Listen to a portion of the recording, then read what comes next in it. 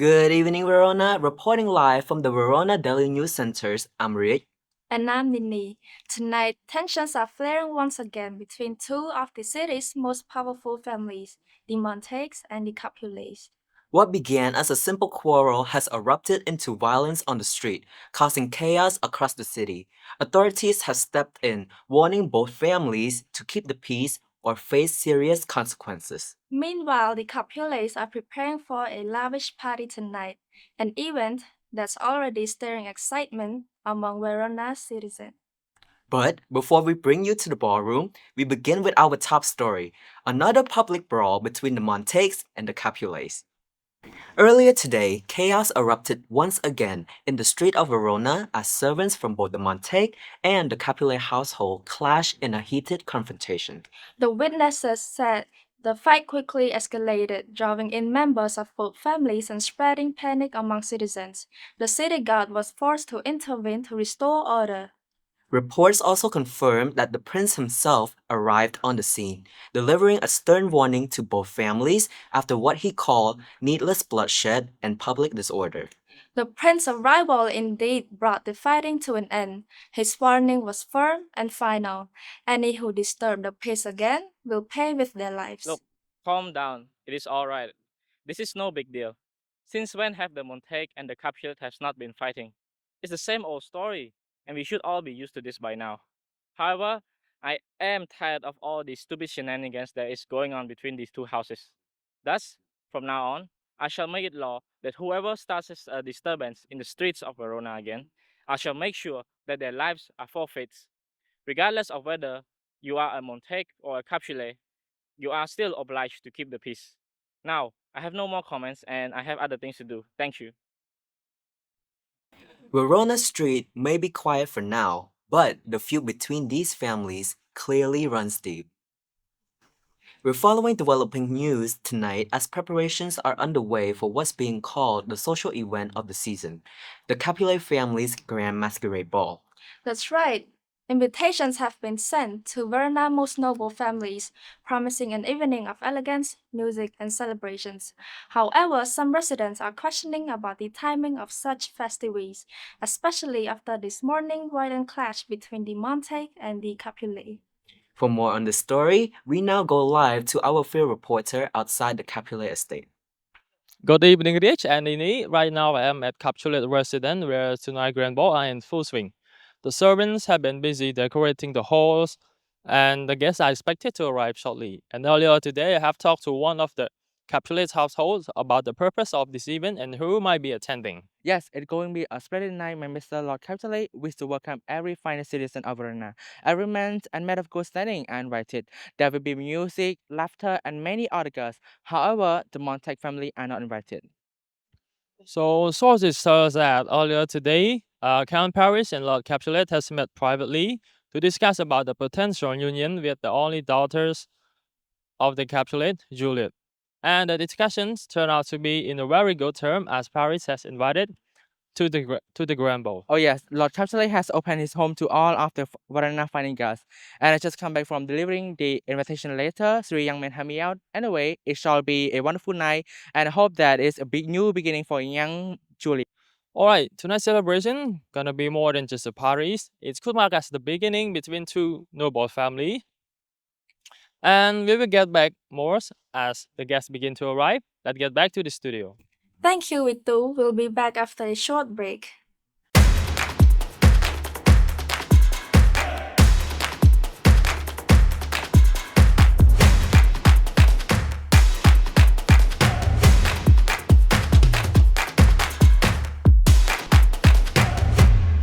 Welcome back to the Verona Daily News Center. We now take you live to the Capulet estate, where the city's most anticipated event of the year is officially underway.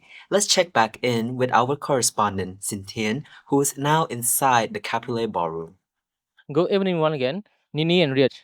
I'm now inside of the Cabinet Family Grand Masquerade Ball.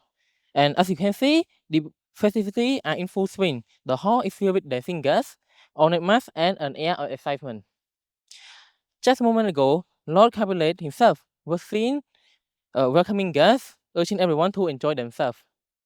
However, our source tells us that not everyone here are invited. One Mastigas appeared to have caught the attention and the suspicions of Tibor, Lord Capulet Fury nephew. I wonder who it might be. Tibor seemed prepared to confront the uninvited guest, but Lord Capulet intervened, insisting that the young man bear him like a haughty gentleman. It seemed peace, at least for tonight, may seem. Now joining us for a quick word is one of the most trusted members of the Capulet household, Juliet Owners. Good evening, quite the celebration tonight. How is young Juliet enjoying the festivity so far? Oh, bless her heart. My lady is dancing so gracefully tonight.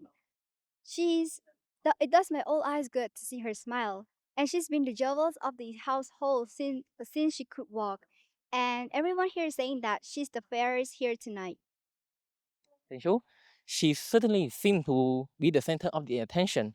Anyway, we saw her dancing with Court Paris. However, a few moments later, we see Count Paris alone. Do you know where could she be? After the dance party, I saw her walking to the terrace. And I was wondered, so I followed her. And at the balcony at the terrace, I saw her with a young man. And I could not hear what they're talking about. But however, something shocked me for a moment. I saw both of them kissing. Wow. Interesting. Do you have any inkling of who he might be? Yes, after the party, I could see the young man's face, and he was Romeo of Monte. Romeo and Juliet? Oh, Did we just witness Romeo from the House of Montague and Juliet Capulet kissing? That's incredible. This moment can truly change the future of Verona. Wow. I would like to invite a professional to discuss all that happened here in Verona today. In the studio today, we are joined by a true expert in his field. Mr. Tanut, welcome. Thank you for having me here. What are the common themes found across these two parts of the story? Hmm. The common themes that are found in the two part of the stories is one of upholding family tradition and deciding the path of one's life. As we can see at the bigger picture, it is about the family of the Capulet and the Montag. This family hate each other, and to be friends, if you are from one of these family, would be very disrespectful toward your family name. Therefore, for Romeo and Juliet to love each other like this is not good at all. On the other hand, uh, Romeo and Juliet are each their own unique individual, and they want to live their own lives, and they choose to live it with Romeo and with Juliet, and this is their choice. So they either face two difficult decisions, which is to follow their family or to follow their hearts. I also wonder what could the two houses do to have changed their current situation, and what about the two young lovers? What could they have done? Yes. Well, I imagine that these two houses could. The first step is very obvious. In order for this to be very uh, peaceful and have a happy ending, these two houses need to make up. If they don't make up, then how could they possibly accept that their children is going to marry each other? They need to move on past their old uh, arguments and love each other, or else their family will not be a happy family. And as for these two couples, I believe that what they are doing is right. At the end of the day, who you marry is up to you. Even though your family don't like it, well, it is still your life that you are the one who live. Therefore, I believe that it is better to follow your heart than follow someone else's heart.